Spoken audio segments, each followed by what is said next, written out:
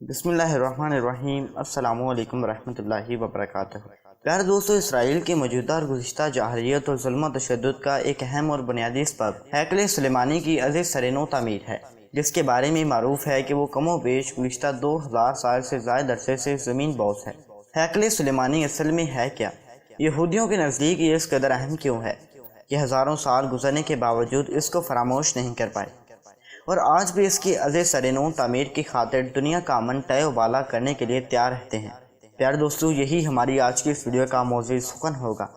پیارے دوستو، ہیکل سلیمانی حضرت سلیمان علیہ السلام کے ساتھ منسوب ہے، جو حضرت داؤد علیہ السلام کے سب سے چھوٹے بیٹے، جن کا اصل عبرانی نام سلیمان تھا، جو سلیم کا ہم معنی ہے۔ آپ علیہ السلام 965 قبل مسیح میں حضرت داؤد علیہ السلام کے جانشین بنے اور 926 قبل مسیح تک تقریباً 40 سال فرما روا رہے۔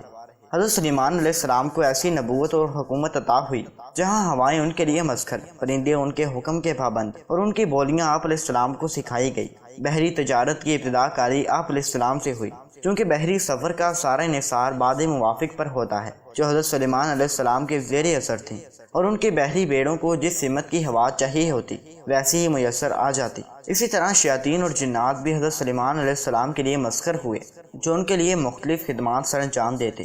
ایک روایت کے مطابق تابوت سکینہ حضرت آدم علیہ السلام کا بابرکت صندوق، جو آپ علیہ السلام کے بعد نسل در نسل چلتا ہوا حضرت یعقوب علیہ السلام تک پہنچا اور بنی اسرائیل کے انبیاء میں منتقل ہوتا رہا۔ حضرت موسیٰ علیہ السلام، حضرت ہارون علیہ السلام اور دیگر انبیاء کرام کے تبرکات اس میں محفوظ تھے، جن میں بطور خاص حضرت موسیٰ علیہ السلام کا عصا مبارک اور وہ تختیاں جو کوہ سینا پر حضرت موسیٰ علیہ السلام پہ نازل ہوئیں، وہ برتن یا دسترخوان جو آسمان سے من و سلوہ کے ساتھ اترا کرتے۔ اسرائیلی تابوت سکینہ کو اپنی قبلہ کے طور پر استعمال کرتے، آگے رکھ کر عبادت کرتے، جنگوں اور لڑائیوں میں سامنے رکھتے، تاکہ اس وسیلے سے فتح و کامرانی میسر آ سکے۔ ان تبرکات کی برکت سے اللہ تعالیٰ ان پر برکات نازل فرماتا اور انہیں نصرت و کامیابی عطا ہوتی۔ جب بنی اسرائیل کی نافرمانیوں کا سلسلہ دراز ہو گیا تو اللہ تعالیٰ نے ان سے یہ نعمت چھین لی اور ان پر قوم ابال کا یعنی جالوت اور اس کی قوم کو مسلط کر دیا۔ انہوں نے بنی اسرائیل کو تہ تیگ اور ان کے شہروں کو تاراج کر کے انہیں علاقہ بدر کر دیا، ان کے اولادوں کو قتل اور باقی کو گرفتار کر لیا، اور ان کا یہ مقدس صندوق تابوت سکینہ بھی ان سے چھین کر اپنے ہمراہ لے گئے۔ قرآن پاک کی سورۃ البقرہ کی آیت نمبر 248 میں اس کا یوں تذکرہ ہے۔ اس کے ساتھ ان کے نبی نے ان کو یہ بھی بتایا کہ خدا کی طرف سے ان کے بادشاہ مقرر ہونے کی علامت یہ ہے کہ اس کے عہد میں وہ صندوق تمہیں واپس مل جائے گا، جس میں تمہارے رب کی طرف سے تمہارے لیے سکون قلب کا سامان ہے، جس میں آل موسیٰ اور آل ہارون کے چھوڑے ہوئے تبرکات ہیں، اور جس کو اس وقت فرشتے سنبھالے ہوئے ہیں۔ اگر تم مومن ہو تو تمہارے لیے بہت بڑی نشانی ہے۔ اس صندوق کے جانے کا بنی اسرائیل کو بڑا قلق اور غم تھا۔ وہ سمجھتے تھے کہ ان تبرکات کے چھن جانے سے گویا رحمت خداوندی سے وہ محروم ہو گئے ہیں، جس کے سبب ان پر ذلت اور پستی غالب آ گئی ہے۔ حضرت طالوت جب بنی اسرائیل کی شراسہ بندی کرتے ہوئے انہیں جالوت کے مقابلے میں سفارہ کر رہے تھے تو یہ تابوت سکینہ ایک بیل گاڑی پر ان کی طرف آن وارد ہوا۔ اس موقع پر ان تبرکات کے یوں اچانک دوبارہ مل جانے کو نیک شگن اور دوبارہ عروج و بلندی کا اشارہ جان کر بنی اسرائیل بہت خوش ہوئے اور طالوت کی قیادت میں متحد اور یکساں ہو گئے۔ جالوت کے قتل کے بعد حضرت داؤد علیہ السلام کا عہد آفرین دور بنی اسرائیل کے لیے عروج اور ترقی کا زمانہ ثابت ہوا۔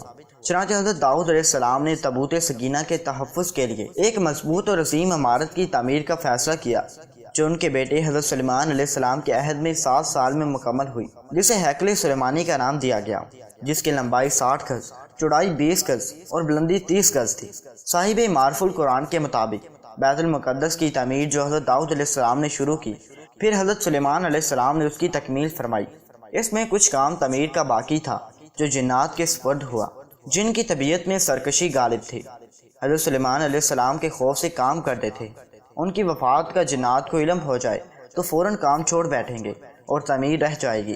اس کا انتظام حضرت سلیمان علیہ السلام نے باذن ربانی یہ کیا کہ جب موت کا وقت آیا تو موت کی تیاری کر کے اپنے محراب میں داخل ہو گئے، جو شفاف شیشے سے بنی ہوئی تھی، باہر سے اندر کی سب چیزیں نظر آتی تھی، اور اپنے معمول کی عبادت کے لیے ایک سہارا لے کر کھڑے ہو گئے کہ روح پرواز کرنے کے بعد بھی جسم اس سزا کے سہارے اپنی جگہ جمع رہے۔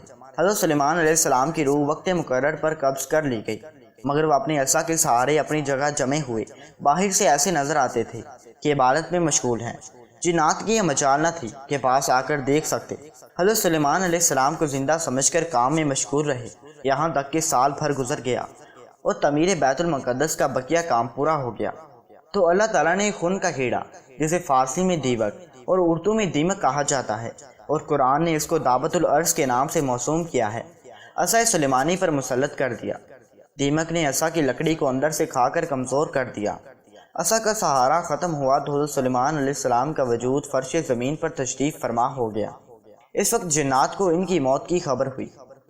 صاحب تفسیر القرطبی بیان کرتے ہیں کہ حضرت داؤد علیہ السلام نے نبوت اور بادشاہت ملنے کے بعد اللہ تعالیٰ کی عبادت کے لیے ایک عظیم الشان عبادت گاہ یعنی مسجد کی تعمیر کرانا شروع کی۔ اسی تعمیر کو ہیکل سلیمانی کہا جاتا ہے، جسے حضرت سلیمان علیہ السلام نے اپنے والد کی وصیت کے مطابق نہایت اہتمام اور شان سے مکمل کروایا، یہاں تک کہ اس کی تعمیر میں اتقان و استحکام کے لیے جنات سے بھی خدمت لی۔ چونکہ حضرت سلیمان علیہ السلام نے اس مسجد بیت المقدس کی تعمیر کی اور نمایاں اور عظیم الشان تعمیرات آپ علیہ السلام نے کروائیں، اس لیے اسے ہیکل سلیمانی کہا جاتا ہے۔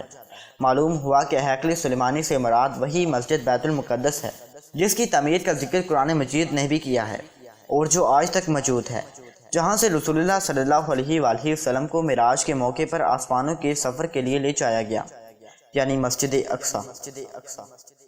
پیارے دوستو، اللہ تعالیٰ سے دعا ہے کہ میرا سنانا اور آپ کا سننا اپنی بارگاہ الہی میں قبول و منظور فرمائے، ہمارے اس چینل کو دن دگنی رات چگنی ترقی عطا فرمائے، آمین ثم آمین۔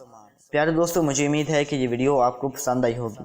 ویڈیو پسند آنے کی صورت میں اسے لائک اور شیئر کرنا مت بھولیے گا، اور ہمارے چینل کو بھی سبسکرائب کرنا مت بھولیے گا۔ میں آپ سے ملتا ہوں ایک اور اسلامک اور انفارمیٹیو ویڈیو کے ساتھ۔ تب تک اپنا اور اپنے پیاروں کا بہت زیادہ خیال رکھیں، مجھے دعا میں یاد رکھیں۔ خدا حافظ۔